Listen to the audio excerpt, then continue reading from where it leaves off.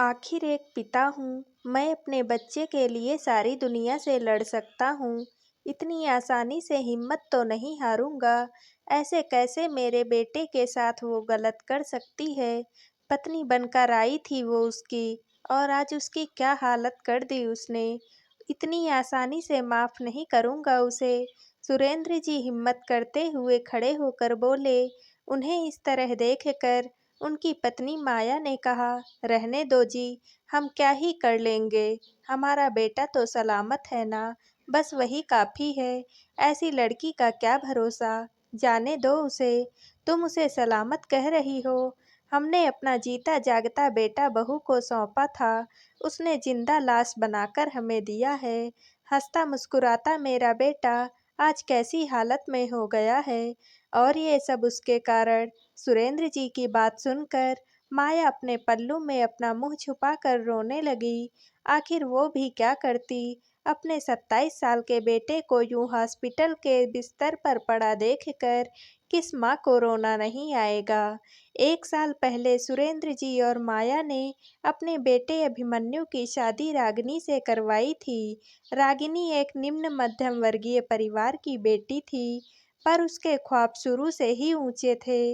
रागिनी पढ़ना चाहती थी, उसने सिर्फ ग्रेजुएशन किया था।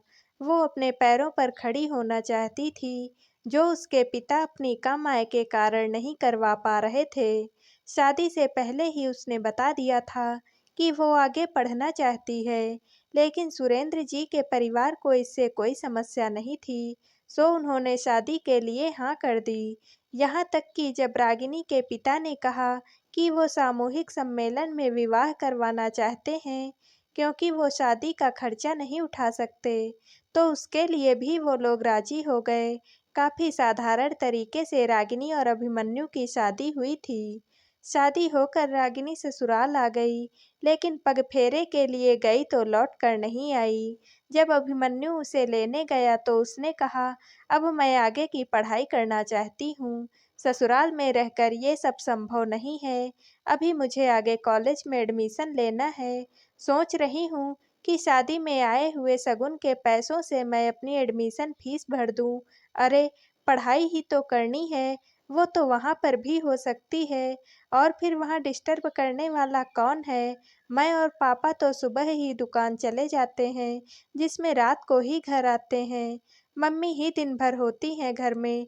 मेरी मम्मी बहुत सुलझी हुई हैं, वो भी तुम्हें परेशान नहीं करेंगी। और रही बात फीस की, तो वो तो मैं जमा करवा दूंगा ना, तुम फिक्र क्यों कर रही हो। आखिर हमने वादा किया है तुम्हें आगे पढ़ने का, तो हम उसे निभाएंगे भी, अभिमन्यु ने कहा। नहीं अभिमन्यु जी, कम से कम आप तो मेरी भावनाओं को समझो। आप मेरे जीवन साथी हो, आप नहीं समझोगे तो कौन समझेगा। रागिनी ने बड़े ही प्रेम भरे शब्दों से अभिमन्यु से विनती की।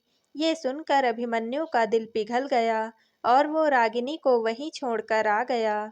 साथ ही कॉलेज में एडमिशन के लिए फीस भी दे आया। साथ ही साथ ये भी कह दिया कि और ज़रूरत हो तो बोल देना। जब घर आया तो माया जी ने इस बारे में पूछा, तो अभिमन्यु ने उन्हें भी समझा दिया। हालांकि ये बात माया और सुरेंद्र जी को अजीब लगी, पर ठीक है, बेटे बहू की आपसी समझ, उन्होंने कुछ नहीं कहा। यूँ तो रागिनी कभी भी अभिमन्यु से ठीक से बात नहीं करती। अगर अभिमन्यु फोन लगाता तो कभी पढ़ाई का बहाना, तो कभी कुछ और बहाना करके फोन जल्दी से जल्दी रख देती। लेकिन जब पैसे लेने होते तो बड़े ही प्यार से अभिमन्यु से बात करती। महीने में एक बार 15-20 हज़ार रुपए आराम से वो ले लेती, ये कहकर कि कोचिंग की फीस जमा करनी है, जरूरी किताबें खरीदनी है। अभिमन्यु भी विश्वास ही विश्वास में पैसे रागिनी को दे देता।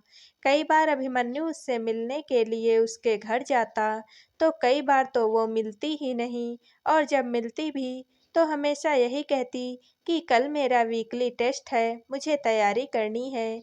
इसलिए 10-15 मिनट उसके पास बैठती, और फिर पढ़ने के लिए उठकर कमरे में चली जाती। तीज त्योहार पर भी अगर माया जी उसे आने के लिए कहती, तो वो कोई ना कोई बहाना बना देती, या फिर आती भी तो दिन में 1-2 घंटे रुकती और फिर वापस अपने मायके चली जाती। ये सब यूं ही चलता रहता। अगर 2 महीने सुरेंद्र जी ने रागिनी को किसी और लड़के के साथ नहीं देखा होता, उन्होंने घर जाकर अभिमन्यु को बताया, तो अभिमन्यु ने कहा, पापा, कोई फ्रेंड या कोई रिश्तेदार होगा।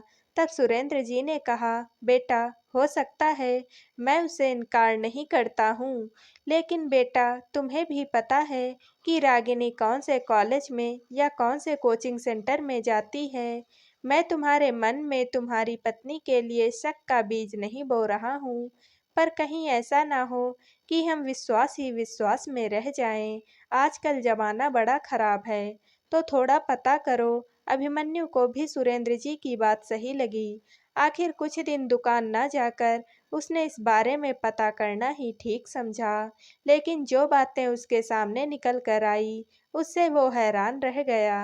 रागिनी सुबह कॉलेज के लिए तो रवाना होती थी, पर कॉलेज न जाकर पूरे दिन वो एक लड़के के साथ घूमती रहती थी। यहाँ तक कि उसने कोई कोचिंग सेंटर ज्वाइन नहीं किया था। फिर वो पैसे किस बात के लिए ले रही थी? मतलब पैसे अभिमन्यु से ले रही थी और खर्च किसी और के साथ कर रही थी। ये देखकर अभिमन्यु पूरी तरह से टूट गया था। आखिर कुछ दिन बाद उसने हिम्मत कर सुरेंद्र जी को सब कुछ बता दिया। ये सुनकर सुरेंद्र जी और माया के पैरों तले जमीन खिसक गई। उन्होंने इस बारे में रागिनी और उसके माता-पिता से बात करने की ठान ली और एक दिन बिना बताए अचानक उनके घर पहुंच गए। लेकिन रागिनी के माता-पिता ने तो मानने से ही इनकार कर दिया। उल्टा वो तो सुरेंद्र जी और उनके परिवार पर ही झूठा इल्जाम लगाने लगे कि वो लोग रागिनी को परेशान करते हैं और अब उसे पढ़ाने के अपने वादे से मुकर रहे हैं। तब सुरेंद्र जी ने कहा, हम ना तो रागिनी को परेशान कर रहे हैं और ना ही उसे पढ़ाने से इनकार कर रहे हैं, पर अब हम रागिनी की पढ़ाई का खर्चा तभी देंगे जब रागिनी ससुराल में रहेगी और वहीं रहकर अपनी पढ़ाई पूरी करेगी। लेकिन रागिनी ने इससे साफ इनकार कर दिया, मैं ससुराल में नहीं रहूंगी। और रही बात खर्चे देने की, तो वो तो आपको देने ही पड़ेंगे। आजकल कानून भी लड़कियों की ही सुनता है। रागिनी के जवाब को सुनकर सुरेंद्र जी और उनका परिवार हतप्रभ रह गया। एक तो चोरी, ऊपर से सीना जोरी। आखिर उन्हें समझ आ गया कि वो गलत ही फंस चुके हैं। आखिर सुरेंद्र जी साफ मना कर अपनी पत्नी और बेटे को लेकर वापस घर आ गए। दूसरे दिन रागिनी ने उनके खिलाफ केस दायर कर दिया कि अभिमन्यु और उसके परिवार वाले उसे परेशान करते हैं और उसे बात बात पर घर आकर प्रताड़ित करते हैं। साथ ही वो दहेज की भी मांग कर रहे हैं। आखिर जब अभिमन्यु और उसके परिवार वालों को नोटिस मिला, तो उनके पैरों तले जमीन खिसक गई। उन्होंने इस बारे में रागिनी और उसके माता-पिता से बात की, तो उन्होंने बाहर ही सेटलमेंट करने की बात की। केस वापस लेने के एवज में रागिनी ने 10 लाख रुपए की डिमांड की थी, पर अभिमन्यु ने कहा, किस बात के पैसे चाहिए आप लोगों को? हमने तो आपका कोई खर्चा नहीं करवाया, शादी भी सामूहिक सम्मेलन में हुई थी और साल भर आप लोगों ने हमसे पढ़ाई के नाम पर पैसे ही तो ऐंठे हैं। हम तो एक फूटी कौड़ी भी नहीं देंगे आपको। मैं भी पढ़ी लिखी हूँ, कानून अच्छे से जानती हूँ, पैसे तो मैं लेकर ही रहूँगी। इतनी आसानी से तुम्हारा पीछा नहीं छोड़ने वाली हूँ, रागिनी ने अभिमन्यु से कहा। पर अभिमन्यु और उसका परिवार इसके लिए राजी नहीं था। आखिर वहां से निकलकर अभिमन्यु और उसके परिवार ने भी रागिनी के खिलाफ केस दायर कर दिया, परंतु ये समय परिवार के लिए बहुत ही भारी बीत रहा था। आखिर सामाजिक और मानसिक तौर पर अभिमन्यु और उसका परिवार काफी कुछ झेल रहा था। यहाँ तक कि उनके अपने लोग भी रागिनी के खिलाफ गवाही देने से बच रहे थे।